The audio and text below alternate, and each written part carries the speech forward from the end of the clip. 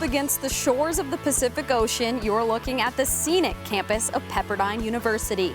Malibu is our backdrop for this month's episode of the award-winning WCC All-Access. I'm Sammy O'Brien. And I'm Ezra Broder, and coming up, one soccer player shares his tumultuous journey that led him to Portland.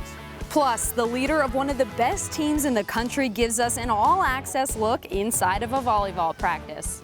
And we introduce a new segment where student athletes show us their talents both on and off the field. But first, Santa Clara won its first national title in any sport in 1989. The Broncos men's soccer team overcame every obstacle thrown at it and laid the groundwork for the decades of success on the pitch that followed. Let's look back at that magical championship season 30 years ago. We had belief that we were going to win a national championship. I think we had that belief from the beginning, since we were freshmen. The whole precedent for us for 1989 actually started in 1988. Not being selected into the tournament to have that chance after beating some of the top caliber teams in the country felt like a real slap in the face. I think that's what led to us having a real chance at playing for a championship, and it was a magical year that way. It wasn't like we were dominating teams. We just had a will to win and found ways to win. The Santa Clara Broncos are 17-0-2 and hosting Fresno State tomorrow night in the NCAA playoffs. People around the nation and on campus are taking notice. People we don't know, even on campus, are always talking to us about congratulating us, telling us how well we're doing. I think we've gotten the whole morale of the school to pick up a little bit. None of our guys had playoff experience, but I think, you know, we all felt like we were going to win every game we played, because we were winning every game we played. The Fresno State game was not an easy game, and some really funky things actually happened in that game, and we won. The UCLA game was not an easy game. The field here that we're sitting on right now was basically a lake. The ball, you couldn't kick it more than 10 yards and it would just stop. But we felt like we were prepared for anything. We were able to find ways to win the game and come out on top. It's the first time jitters, right? Teams that haven't experienced that, and I think that really showed early in the game. When you're 2-0 down to Indiana in a Final Four game, and you come back and win in negative 10-degree weather, I think, you know, it's a testament to the group of guys, their resilience, their mental toughness. Santa Clara meets Virginia for the national championship. There were snow flurries early this morning, but no snow right now. The temperature, they tell us, is 29 degrees, wind chill 5 degrees. It was cold. It was cold. The ground was frozen. So for me, as a goalkeeper, I felt like I was skating. The field ended up freezing, which meant that the footing became very, very poor. And there was an urgency to try to make something happen. We were going to do whatever it took. And when we got the goal and extended the game, that only played really more into our favor of being able to go the distance. Time just ran out.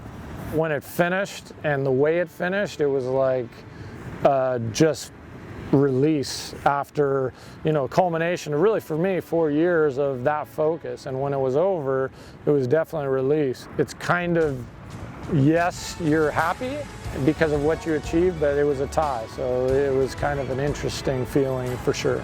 We all felt like we did everything we could, and we didn't have anything to be disappointed in. Again, going undefeated all the way through a national championship has never been done again since. The achievement was great. The work we put in, the relationships with our team, and how close we are still, those are the special parts. We may never accomplish something like that again in our lives. So for us, you know, it's a life bonding experience. As we just saw, no journey is easy. Just ask Portland's Rey Ortiz. The pilot's senior came to the U.S. as a child and used soccer to steer his life in the right direction.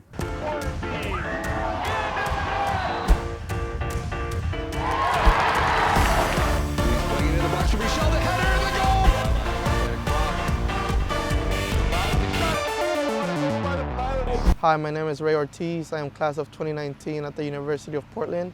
I majored in organizational communications and I have a minor in social justice, and I am a dreamer. I think being a dreamer overall just stands for seeking an opportunity to better your life and better your family's life as well. I'm originally from Mexico. I was born in Acapulco, Guerrero, but I was brought over to the U.S. My parents moved to San Diego, and where I grew up, there wasn't a lot of people that spoke the same language. What brought us together was ball. That was our common language. To see how much joy it brought me and it brought other people that from time to time, their lives were always at risk. Rey's ability to connect with people, to break down barriers. He's been able to be that thread that can combine different spaces that maybe wouldn't fit together. I got an opportunity to go play for the Galaxy, but since it was too far for me to commute every day, we decided that it would be best for me to move to LA. I got to go home probably once a week, say hi to my mom, to my little brother, to my little sister. That's one of the things that made it the hardest to leave home. Rey's unique background is something I can only pretend to identify with. You know, I have no idea what it was like growing up in his environment, obviously losing a parent at such a young age. My mom was not only a mom, she had the mother figure, the loving, but also she had to discipline me. She was like my dad as well. Even though she was battling cancer, she would still go and work 2 jobs and come home happy and cook when she got home. And just for that, I'm very grateful. And I think that she influenced me and to be the person that I am today. And I don't know, it hit very hard. I mean, a lot of my friends, when they have tough days, they could always go back and call their moms or call their pops. To someone to let everything out to, I couldn't do that. So I think that affected me, and I looked to my mentors and I looked to my godmother. I think she played a big role as well. He was someone that was going to persevere. He was someone that was going to represent the program in the jersey very well. Not only as a leader, but as a player. And they made it easier for me to just do my thing when it came to the field. Soccer has always been the one constant in his life. And what I'm so proud of is now it's the academic side as well that he can count on. Before I got into my freshman year, it was very hard for me to get my academics down. I didn't really know how to study. After I got done with my freshman year, I knew that I had to buckle down because Nick obviously put in a lot of trust in me, so I have to pretty much show that, that you could trust me off the field and on the field. Nothing's been handed to Rey, and I could talk to you for hours about the growth that he's had as a student athlete. Me paving this road for my little brother and my little sister is going to be huge, and we're going to keep doing it for other people that we don't even think about doing it for. Long after the ball goes flat and the lights in the arena go dim, Rey will be an educated young man, and he'll be someone who can think and work with others to come up with solutions to better the world. And Rey, we hope, has a professional career after here, but I know that the idea for social justice that is ingrained in his bones will serve him the rest of his life. I think one night that I will never forget is winning the WCC championship. Coming together, storming the pitch. I mean, that was one night that I will never forget. And also getting admitted into this university, I think that was one of my major accomplishments as a person. I'm very excited to go hit my last season with my brothers, and I'm not ready for whatever's to come. I think we're gonna be ready. We're not done, that he gets to be the author of his last chapter, and I'm so excited to see where we can go together. Thanks to the Portland Sports Network for that feature. Time to take a break. When we come back, we recap the biggest stories from across the conference over the last month. And we get to see another side of Colbey Ross. We go on the court and in the kitchen with Pepperdine's star guard up next. WCC All-Access is brought to you in part by Nike.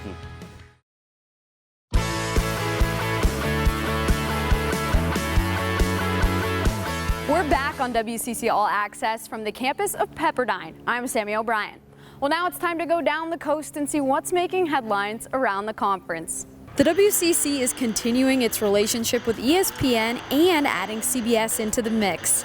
ESPN will air 17 regular season men's basketball games, as well as the quarterfinals, semifinals, and finals of the men's tournament.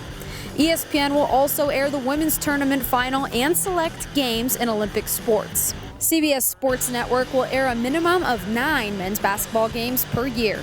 A big-time honor for one of the WCC's officials. Bobby Dibler is the 2019 Naismith Men's College Official of the Year.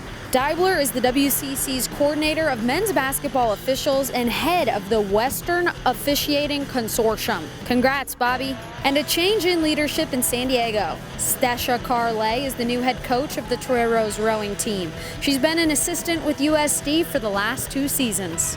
He's one of the most accomplished basketball players Pepperdine has ever seen, and he's only a junior.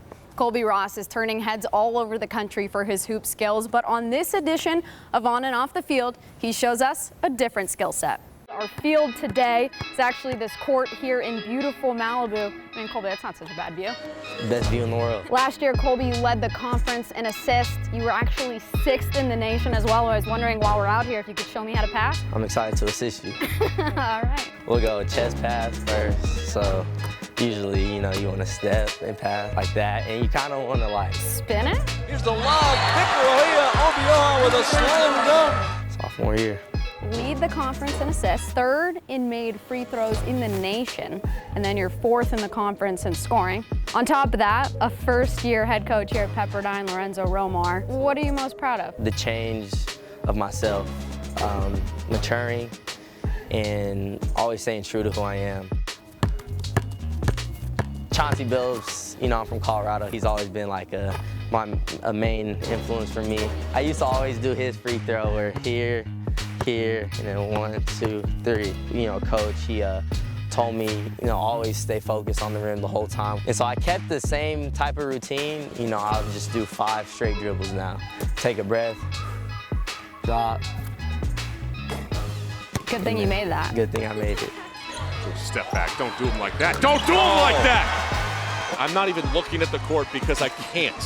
Colbey Ross feeling himself in rhythm. What was so special about that experience? Just the bond I built with my teammates. Those are some of the craziest games, like some of the things you hear about, you know, big games in March. You could potentially be the all-time Pepperdine leader in assists before you even hit your senior year, and then senior year, you're on track to be the all-time Pepperdine leading scorer. I mean, what does that mean to you? It means a lot. I thought I would, you know, be successful, but I never thought it'd turn out to be this. I just think we're here to prove people wrong. That Pepperdine is not, you know, just for the view or not academics. It's, you know, we have a great basketball program here, and we just want to prove people wrong. It is a nice view, though. It is. Can't complain. Well, now that I know how to both pass and shoot free throws, Colbey, getting a little hungry. Let's go make some banana bread. This is my specialty. I'm not an expert, but I'm pretty good. Tried it once, making it, and you know, my family likes it at home, so. Secret ingredient. We're adding chocolate chips. Okay, so first, adding the butter and the sugar, and then we're supposed to whip this for 2 minutes. Okay, I think that's good. We have to add the eggs 1 at a time. We gotta add the milk, and then add the 4 bananas. We gotta add the flour and the baking soda. Let's add the chocolate chips. I like to add some flour under it to make sure it doesn't stick. I think my mom taught it. Yeah, my mom told me about this.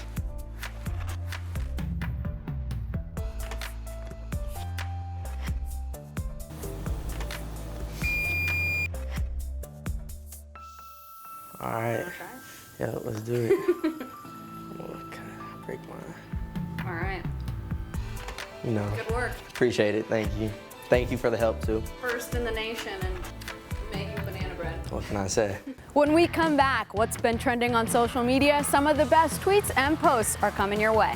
And Mary Lake has her sights set on another Final Four this year. The BYU All-American takes us inside a volleyball practice when we return.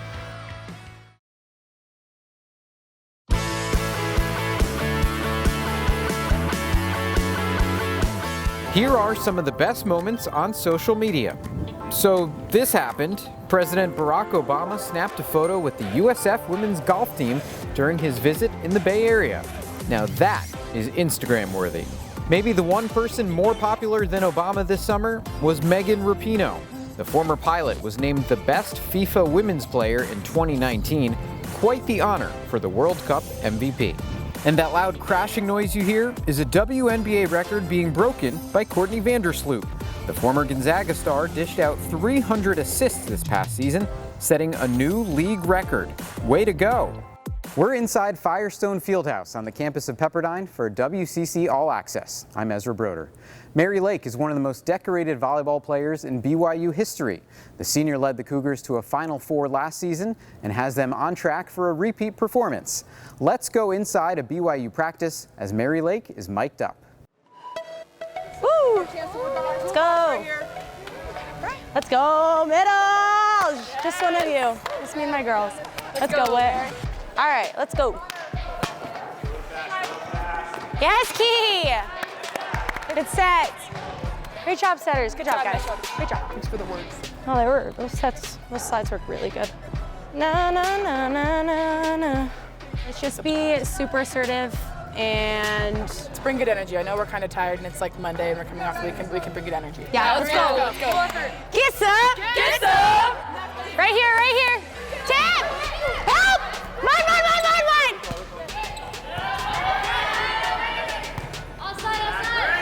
Out. No. Yeah.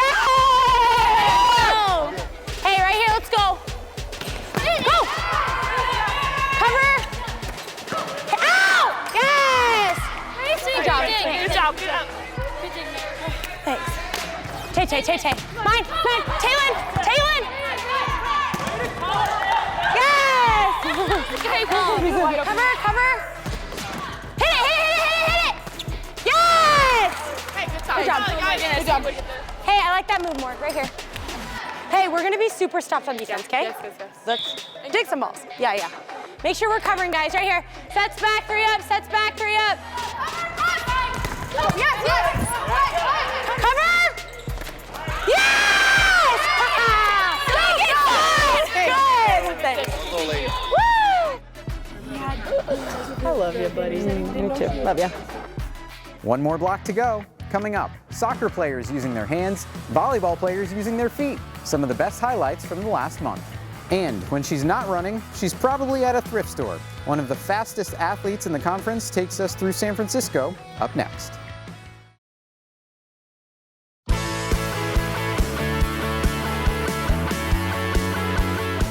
Here's what to watch for in the coming weeks.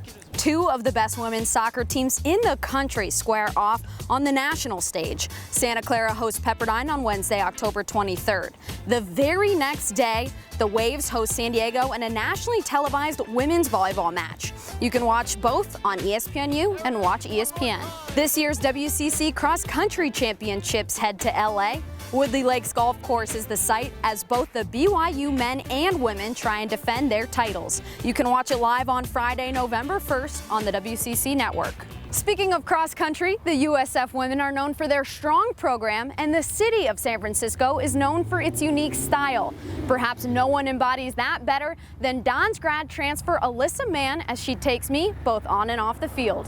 We're here in the Presidio Park where I hear you like to run. I prefer to come here every day. My teammates, it's a bit hilly, so people are like, no, not Presidio, but yeah, I love it here. Before we get running a little bit, show off some of your skills, let's dive a little deeper into your love of running and how it got started. Yeah, so my older sister, Jessie, she's was a runner at my high school. My twin sister, Karina, and I both looked up to her and started doing some little road races in Boulder. A lot of people don't love running that, a 10-mile run.